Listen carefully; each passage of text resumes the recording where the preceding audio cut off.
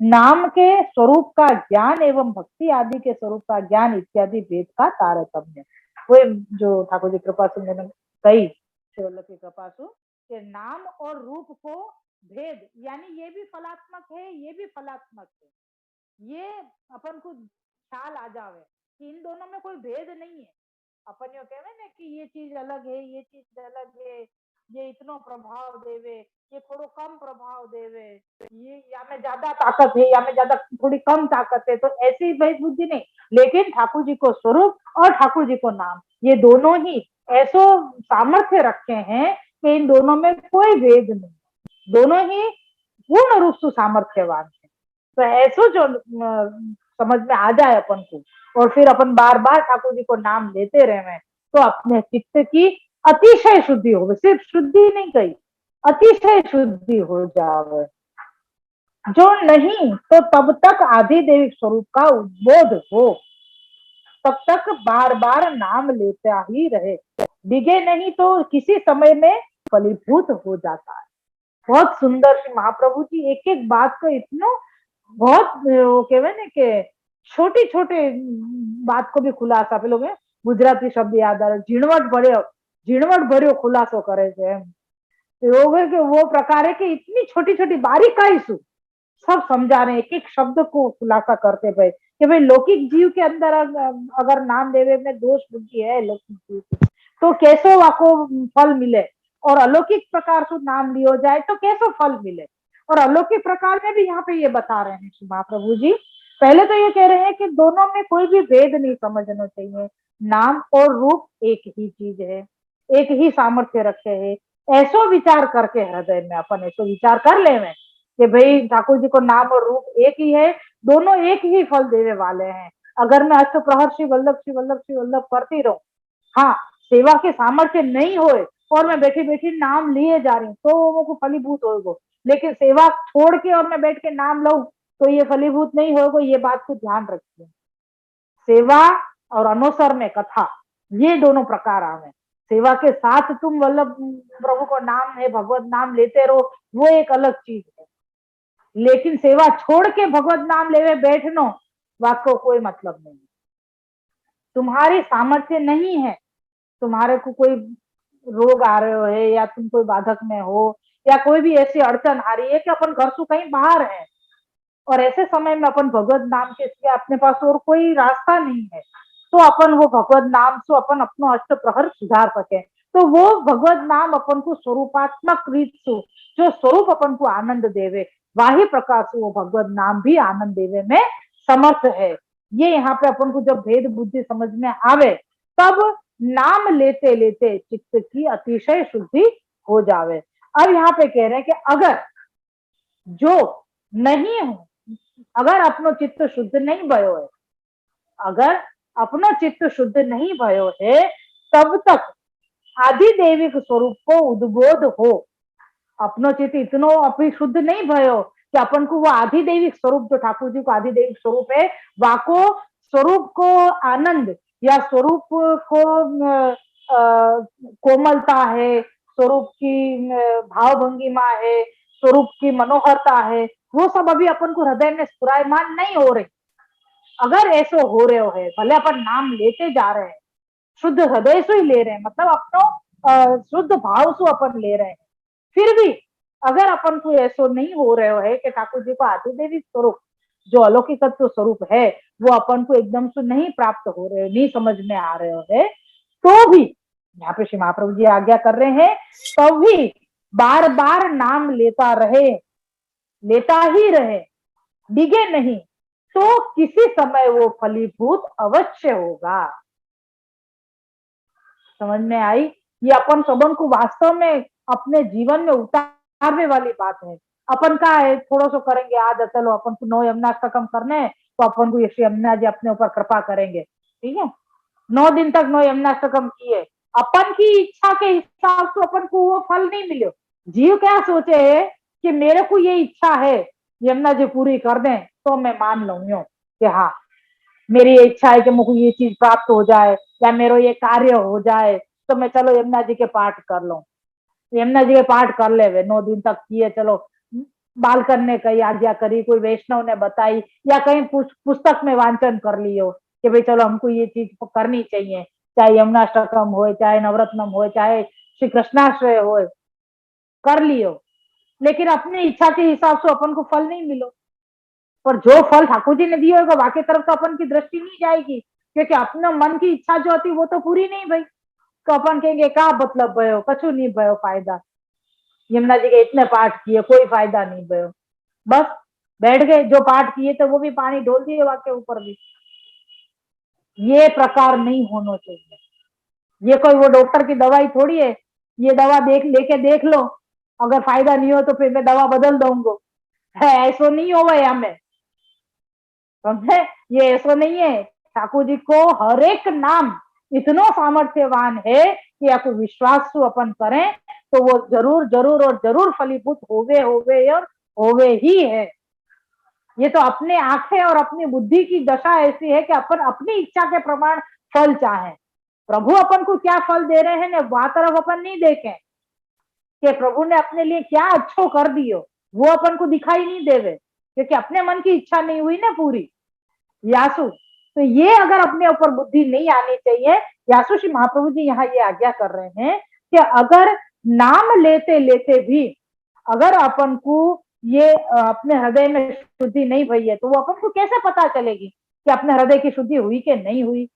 तो यहाँ में ये बता रहे हैं कि जब तक आदिदेविक स्वरूप का उद्बोध हो, अगर अपन को ठाकुर जी को आदिदेविक स्वरूप जो अलौकिक स्वरूप जो आप कृपा करें, जो 284 वैष्णव के ऊपर आपने कृपा विचारी, ऐसी कृपा अगर अपने ऊपर नहीं हो रही है तो समझ लो कि अभी अपने हृदय में बहुत सी अशुद्धियां हैं। तो ठाकुर जी को ना अपन ये सोचे के लिए हमको तो कही थी सुबोधनी जी में भी आए हो तो कि ठाकुर जी को नाम लेते लेते तो हृदय शुद्ध हो ही जावे है, तो मैं तो कब से नाम ले रही हूँ, इतने बरसान हो गए अभी तक नाम ले रही हूँ, शुद्ध हुआ ही नहीं मेरा हृदय, क्योंकि मेरे को ठाकुर जी के तो अनुभव हो नहीं रहे, है ना? ये सब अपन सब ये सब विचारे हैं। तो वहां श्री महाप्रभु जी आज्ञा कर रहे हैं कि याकू बार बार लेते रहो बिना डिगे, अपन को मन बिल्कुल भी चंचल नहीं करना है ठाकुर जी के नाम लेवे में, बिल्कुल स्थिरता से अपन को भले अपन के हिसाब से या भगवत कृपा के हिसाब से भी अपने ऊपर अगर कृपा नहीं हो रही है तो भी नाम लेते रहो, तो क्या होगा, कभी ना कभी तो ठाकुर जी अपनी तरफ दृष्टि करेंगे ही। लेकिन अगर नाम लेते लेते छोड़ दियो तो ठाकुर जी देख आ रहे थे, कृपा कर पधार रहे थे, सोची के लो यार तो नाम छोड़ दियो है, चलो कोई और भगवदीय हो तो वाके पास पधार जाएंगे, तो अपनो नंबर आते आते फिर नंबर कट जाए लाइन में से। तो ऐसा नहीं होना चाहिए। यासु श्री महाप्रभु जी आज्ञा कर रहे हैं कि स्वरूप में और नाम में भेद रखे बिना सतत नाम लेते रहो तो अपने हृदय की अपने चित्त की अतिशय शुद्धि होगी। और अगर अपन को ऐसा लग रहा है कि अभी भी अपन को ठाकुर जी को जो आधिदेविक स्वरूप है वहां उद्बोध नहीं भयो है, तो फिर भी अपन को नाम लेते ही रहना है, बार बार लेते रहना है, और कभी ना कभी तो ये नाम फलीभूत होएगो और होएगो ही। ये दृढ़ता अपने हृदय में तो कभी भी नहीं जानी चाहिए, चाहे कितनों भी दुख आन पड़े, चाहे वो लौकिक दुख होए चाहे वो अलौकिक दुख होए, कोई भी दुख होए, लेकिन कोई भी काल में अपन को डिगे बिना भगवत नाम लेते ही रहना है, तो कोई समय तो ये फलीभूत होगा ही। काल को भगवान के नाम का महात्म्य ज्ञान है, समझे? अब यहाँ काल को भी बांध दियो ठाकुर जी ने, काल को भी भगवत नाम को ज्ञान है, वो भी वहां में बाधा नहीं कर सके, ये प्रकार बता दियो। इसलिए काल नामोच्चारण करने वाले को पकड़ता नहीं है, छोड़ देता है। बोलो, काल तक को ये बात खबर है कि भगवत नाम को क्या स्वरूप है या भगवत नाम को ज्ञान है, तो जो भक्त ठाकुर जी को नामोच्चारण कर रहे हो वाको काल पकड़वे नहीं जावे, वाको काल छोड़ देवे।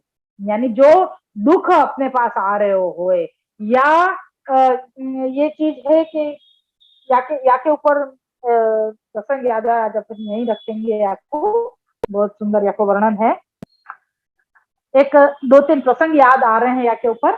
कि जैसे कई भगवत वार्ता में अपन ने ये देखो है, सुनो है, पढ़ो है अपन ने कि जैसे कुंभन दास जी, जैसे कहें कि राजा मानसिंह आयो तो कुंभन दास जी जल में अपनो मुख देख के और पगड़ी वगड़ी संवार रहे थे, बाल संवार रहे थे। तो उनको दुख भयो के बोलो इतने बड़े भगवती, इतने बड़े संत हैं हिंदू धर्म के, तो मुझको इनके लिए कछु करना चाहिए। तो उन्होंने जड़ाऊ आरसी दर्पण, जो जड़ाऊ हुए वो जड़ाऊ आरती भेजी कुम्मन दास जी के पास। तो मैंने कही के ये क्या है, तो क्या आपके पास दर्पण नहीं है मुख देखने के लिए, तो मैंने आपके लिए ये कांच मतलब भिजवायो है करके। तो क्या भाई तो ये कांच अपने पास रखते तो मेरो चित्त ठाकुर जी में सु हटके ये जड़ाऊ दर्पण के संभालने में लग जाएगो कि मैं आपको संभालने में रहूं कि मेरे जड़ाऊ दर्पण को उठा के ले तो नहीं जाएगो, कहीं चोर तो नहीं आ जाएगा, कोई लेते नहीं, ठाकुर जी में सु चित्त हटके और मैं यह चीज को संभालने में मेरा मन लग जाएगा कि मैं ये चीज संभालूं। यानी लोग अगर यूं कह रहे हैं कि पुष्टि मार्ग में आवे के बाद भी और अपन की इतनी सारे वार्ता जिनमें अपन ने सुनो, निष्कंचन वैष्णव, निष्कंचन डोकरी है, जो भी देखो वो वैष्णव निष्कंचन है, वहां के पास कुछ भी नहीं है ठाकुर जी के जरवे के लिए। तो वो माँ बेटी को प्रसंग है जिनने हर हर भोग में बाजरी धरते, जो पेरवे के वस्त्र होते वहां में सुई ठाकुर जी के वागा सिद्ध करते। तो मतलब इतनी निष्कंचनता क्यों? तो कह रहे हैं कि भाई ये निष्कंचनता खुद की मांगी हुई है, उन वैष्णव ने, उन भगवती ने खुद ने मांगी है कि हमको ऐसी निष्कंचनता ही चाहिए ताकि हमारो चित्त आप में ही लगे और कहीं ना जाए। अगर ये सब पैसा ये सब चीज होगी तो ये सब संभालने में हमारा मन चलो जाएगा, ये चीज नहीं होवे। तो यहाँ पे ये कह रहे हैं कि काल भी उनको बाधा नहीं कर सकी, ये सब कालाधीन चीजें हैं कि भाई ये सब चीजें होंगी तो हमारा चित्त यहाँ से हट जाएगा। तो चित्त में वो सारी चीजें आ जाएगी जहां विराजवे को स्थान कौन को है, ठाकुर जी को। तो ठाकुर जी के विराजवे को स्थान की जगह पे इन चीजों की चिंता आ जाएगी कि अरे यार ये चीज संभाल लिया, वाकू संभाल के रखे के नहीं, वाकू ठीक ठाक कियो के नहीं, वाकू छुपा दीजिए कोई देख ना ले, कोई ले नहीं जावे। तो ये सारी चीजें हैं, या ये तो अभी बहुत कम है, मेरे को और चाहिए, मेरे को और कमानो है, और रखना है, और चीज चाहिए, और पैसा चाहिए, ये चीज संभाल के लानी है, वो लेके आनी। यानी ये सारी जो द्रव्य के अंदर की जो मन की आसक्ति है वो ठाकुर जी में लगनी चाहिए, या के लिए इन भगवदियन में अपने अंदर अपने आप को निष्कंचन ही मांगियो ठाकुर जी से, कही कि हमको निष्कंचन ही रखो ताकि हमारा पूर्ण रीत चित्त आपके अंदर लगे। तो यहाँ पे भी यही चीज बताई कि ये काल उनको कुछ नहीं बिगाड़ सके, काल उनको कुछ नहीं बिगाड़ सके जहां भगवत नाम है। सूरदास जी ने भी कह दी ना कि अकबर राजा को कि जाको मुख देखे दुख उपजत, जाको करनो पड़ो प्रणाम।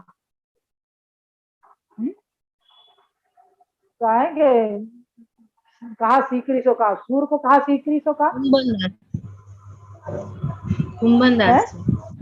कुम्भन दास जी ने सीकरी सो का। हाँ, आवत जात पनैया टूटी बिसर गयो हरि नाम। कुम्भन दास जी ने कही, सूरदास जी ने कही, कुम्भन दास जी ने कुम्भन दास जी ने कही। अच्छा हाँ, तो सूरदास जी को अलग प्रसंग हो के पास। हाँ, सूरदास जी में भी आवे प्रसंग, सूरदास जी भी मना कर रहे हैं या चीज के लिए। तो मतलब ऐसा है कि इन भगवदियन ने प्रभु की मुख्यता रहे, यही तो हो गया ना, सीधो सीधो जगत को झुका दियो अपने सामने। राजा जैसे राजा को कह दी कि जाकू देखत दुख उपजे, मोड़ा पे कह दी वाकू जाकू देखत दुख उपजे, वाको करनो पड़ो प्रणाम। मुझको क्यों के तुम मांगो, तुमको क्या चाहिए मैं दूं। तो कहते ना आज तो बुलायो, दूसरी बार कभी मुझको अपने पास बुलाइयो मत मेरे को छोड़ के, यहाँ तक कह दी। यानी इतनी दृढ़ता, ठाकुर जी पे इतना विश्वास है, ठाकुर जी के स्वरूप में, ठाकुर जी के नाम में। तो ऐसे भगवत जी के मार्ग के अंदर अपन है। तो भी अपन इतने घिघियाते ही रहे अपन जिंदगी भर। बहुत मतलब प्रकार है जो मतलब कालाधीन जो चीजें हैं उन सबसे परे हैं ये सारे भगवदीय, और उनने ये सार्थक करके बताए हुए कि ठाकुर जी को स्वरूप, ठाकुर जी को नाम इतनो सामर्थ्यवान है कि अपन को कोई प्रकार की भी चिंता करने की जरूरत नहीं है। श्री वल्लभाधीश